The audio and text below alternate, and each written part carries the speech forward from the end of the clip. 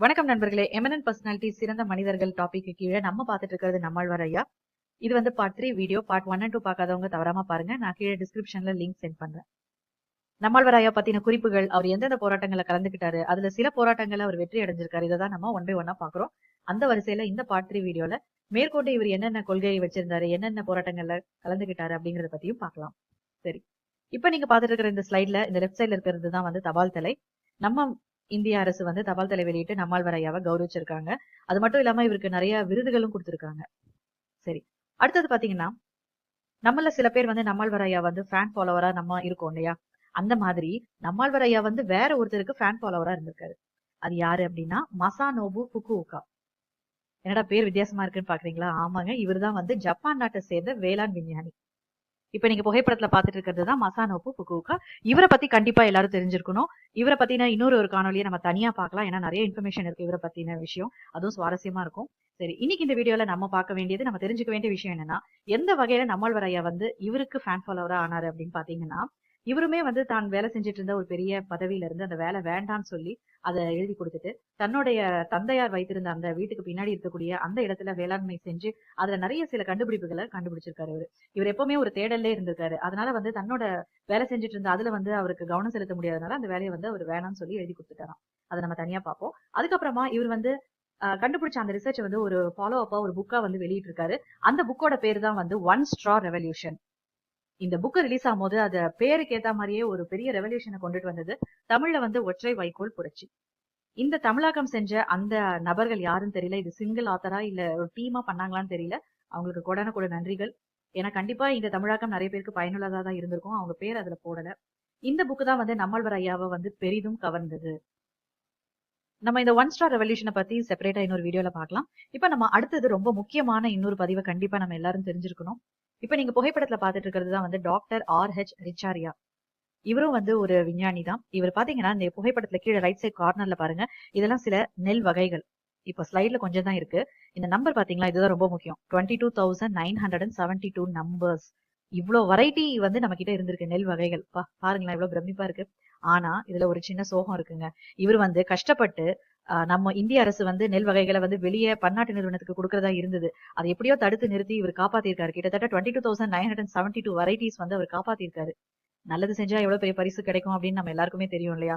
இவர் வந்து இவ்வளவு கஷ்டப்பட்டு சேர்த்த இந்த நெல்லை வந்து காப்பாத்திருக்காரு அப்படிங்கிறதுக்காகவே இவர் வந்து வேலையை இழந்துட்டாருங்க. கடைசியில என்ன ஆயிடுச்சு அப்படின்னா, நம்ம அரசு வந்து சிஜென்டா அப்படிங்கிற ஒரு பன்னாட்டு நிறுவனத்துக்கு இந்த நெல் வகைகள் எல்லாத்தையும் வந்து தார வாத்துட்டாங்க. கீழே நீங்க பாத்துட்டு இருக்கிறது தான் சிஜென்டா. இன்னைக்கு வந்து நம்ம விதை நெல் இல்லாம கஷ்டப்படுறோம். அதாவது விதை நெல் எந்த அளவுக்கு முக்கியம், நெல் வகைகள் வந்து எந்த அளவுக்கு முக்கியம் அப்படின்னு நம்மாழ்வார் ஐயா வந்து போராடினாரு. அவர் சைட்ல இருந்து அவரும் நிறைய போராட்டங்களை கலந்துக்கிட்டாரு. ஆனா எதுவுமே வந்து வெற்றியில முடியல. கடைசியில இன்னைக்கு நம்ம எல்லாமே வந்து அவங்க கிட்ட கொடுத்துட்டோம். நம்ம அரசு வந்து அவங்க கிட்ட கொடுத்துட்டாங்க. இதை நினைச்சு நம்மாழ்வார் ஐயா கண்ணீர் விட்டாரு. அப்பதான் வந்து அந்த டைம்ல அவர் ஒரு புக் எழுதினாரு. அந்த புக்கு பேரு தான் இனி விதைகளே பேராயுதம் அப்படிங்கிற அந்த தலைப்பிலே பாத்தீங்கன்னா உங்களுக்கு புரியும். விதைகள் தான் பேராயுதம், உணவு அரசியல் நடக்குது அப்படின்னு சொல்லி அதை புரிஞ்சுக்கிட்டு பாமர மக்களுக்கும் புரியும்படி பிரச்சாரம் பண்ணி வந்தாரு. அவர் போற இடங்கள்லாம் சொல்லுவாராம், பாரம்பரிய உழவு முறையை பின்பற்றுங்க, விதைகளை காப்பாத்துங்க, சோலைக்காடு அழிஞ்சதுன்னா நம்மளுக்கு சோறு கிடையாது, மேற்கு தொடர்ச்சி மலையை காப்பாத்துங்க, காடுகளை காப்பாத்துங்கன்னு இப்படி ஒவ்வொரு மேடைகளையும் சரி இல்ல மக்கள் பொதுக்கூட்டங்களையும் சரி அவர் தவறாம இதை சொல்லிட்டே வந்திருக்காரு. தொடர்ந்து நம்மாழ்வார் ஐயா வந்து நிறைய நூல்கள் எழுதினாரு. நூல்கள் வந்து என்னைக்குமே அழியாது, அது காலகாலத்துக்கும் நிலைச்சிருக்கும் அப்படின்னு சொல்லிட்டு நிறைய விஷயங்களை வந்து ஒரு நூல்கள்ல கொண்டு வந்தாரு. இப்ப நீங்க புகைப்படத்துல பாத்துட்டு இருக்கிறது சில செலக்டிவான புக்ஸ் தான் நான் வச்சிருக்கேன் ஸ்லைட்ல. இதுல எனக்கு ரொம்ப பிடிச்சது வந்து கலை ஏடு அப்படிங்கிற இந்த நூல். ஒரு நண்பரும் சொன்னாங்க இந்த புத்தகம் வந்து ரொம்ப அருமையா இருக்கு அப்படின்னு சொல்லி சொன்னாங்க. அப்புறம் இந்த இது பாத்தீங்கன்னா இந்த டைட்டிலே வந்து வித்தியாசமா இருக்கும், நோயினை கொண்டாடுவோம் அப்படின்னு இருக்கும். ஒரு மாதிரி கான்ட்ரடிக்ஷனா இருக்கு பாத்தீங்களா டைட்டில். அதனால எனக்கு இந்த புத்தகமும் ரொம்ப பிடிக்கும். இந்த ரெண்டுமே வந்து எனக்கு இப்போதைக்கு பிடிஎஃப்ல கிடைச்சிருக்கு. நான் இன்னும் படிச்சு பார்க்கல. உங்களுக்கும் வாய்ப்பு இருந்ததுன்னா இந்த புத்தகங்கள்லாம் பாருங்க. அடுத்தது பாத்தீங்கன்னா நம்மாழ்வார் ஐயா வந்து மீத்தேன் திட்டத்துக்காக பட்டுக்கோட்டை பிரச்சாரம் பண்றதுக்கு போகும்போதுதான் அந்த இடத்துல அவரு உடல்நல குறைவால இறந்தாரு. அவரு இறந்த அந்த இடத்தோட பேரு கரெக்டா பாத்தீங்கன்னா பிச்சிலிக்காடு அப்படின்னு சொல்றாங்க.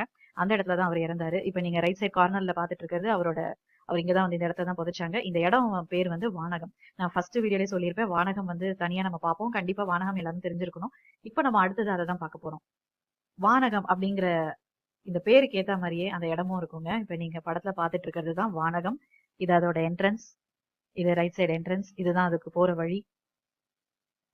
முதல்ல பிக்சர்ஸ் எல்லாம் பாத்துருங்க, நான் அது என்னன்னு சொல்றேன். இங்க பாத்தீங்கன்னா இப்படி இருந்த இடம் வந்து இப்படி ஆயிடுச்சு. இது ஒரு உதாரணத்துக்காக நான் வச்சிருக்கேன். இங்க பார்க்கும்போது உங்களுக்கு தெரியும் எவ்வளவு ட்ரையா இருக்கு அந்த இடம். அது வந்து இந்த அளவுக்கு இப்படி பசுமையா மாறி இருக்கு. இப்போ பார்க்கலாம். வானகம் அப்படின்னா என்னன்னா, நெறைய பேர் வந்து சவால் விட்டுருக்காங்க. இந்த மாதிரி இந்த இடத்துல வந்து ஒரு புல்லு கூட முளைக்காது அப்படி இப்படின்னு சொல்லும்போது, அந்த இடத்துல நம்மாழ்வார் ஐயா சொல்றாரு. அவர் சேலஞ்சிங்கா அந்த இடத்த எடுத்துக்கிட்டு, கண்டிப்பா இந்த இடத்துல நான் வந்து இத பசுமையா ஆக்கி காட்டுறேன் அப்படின்னு சொல்லிட்டு, அந்த வானகம் அப்படிங்கிற இடத்த வந்து அவரு பயிற்சி பட்டறையா மாத்துறாரு. இது எங்க இருக்கு அப்படின்னு பாத்தீங்கன்னா, கடவூர் கிராமத்துல, கரூர் அப்படிங்கிற மாவட்டத்துல கடவூர் கிராமத்துல இருக்கு. இது பாத்தீங்கன்னா கிட்டத்தட்ட 50 ஏக்கர் நிலம். இந்த 50 ஏக்கர்ல 10 ஏக்கர் வந்து அவர் பயிற்சி பட்டறைக்காகவே பிரத்யேகமா ஒதுக்கிட்டாரு. 2009ல தான் வந்து இத ஆரம்பிச்சிருக்காங்க.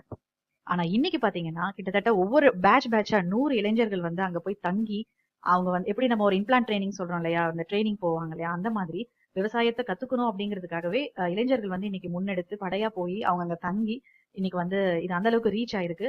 நம்மாழ்வார் ஐயா ஆரம்பிச்ச காலத்துல அந்த அளவுக்கு இது ஃபேமஸ் ஆகல. ஆனா இன்னைக்கு வந்து இது ரொம்பவே ஃபேமஸ் ஆயிருக்கு. இப்ப நீங்க படத்துல பாத்துட்டு இருக்கிறது ஒரு பகுதி. அங்க வந்து அவங்க ட்ரெய்னிங் எடுத்துட்டு இருக்காங்க பாருங்க.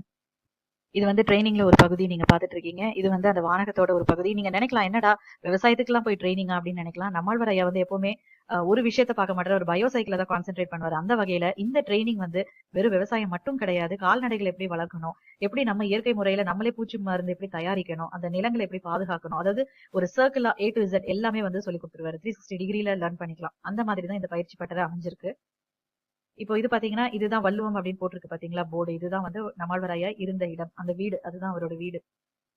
அப்புறம் கீழ நீங்க பாத்துட்டு இருக்கிறது வந்து, நான் ஃபர்ஸ்ட் வீடியோலயே சொல்லியிருப்பேன். நம்மாழ்வார் ஐயா வந்து அவரு இறக்கும் தருவாயில அவர் வச்ச ஒரு கோரிக்கை என்னன்னா, என்ன வந்து வானகத்துல புதைச்சிருங்க. நான் புதைச்ச இடத்துல என்னோட தலைக்கு நேரா, தலைப்பாகத்துக்கு நேரா ஒரு வேப்ப மரத்த நட்டு வைங்க.